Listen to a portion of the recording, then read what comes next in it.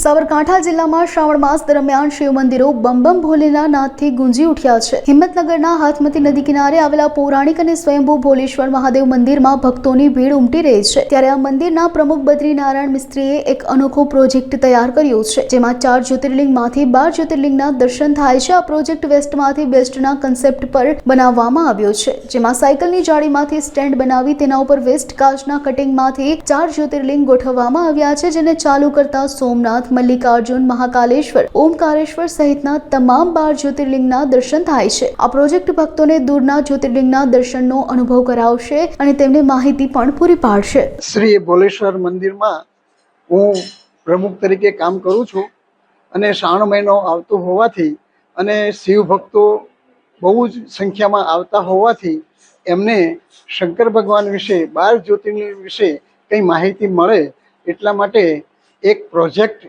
અમે બનાવ્યો છે અને એ પ્રોજેક્ટમાં પહેલાં 4 જ ફક્ત જ્યોતિર્લિંગ છે અને જોઈએ જ્યોતિર્લિંગના અરીસાના એવા ગોઠવણ કરેલી છે જેથી 12 દેખાય અને 12 જ્યોતિર્લિંગ બનાવી અને લોકોના દર્શનાર્થે આ મૂકેલા છે અને એ મૂવિંગ છે જેથી કોઈ એક જ જગ્યાએ ઊભા રહીને એ 12 જ્યોતિર્લિંગના દર્શન કરી શકે એવું આયોજન કરવામાં આવેલું છે।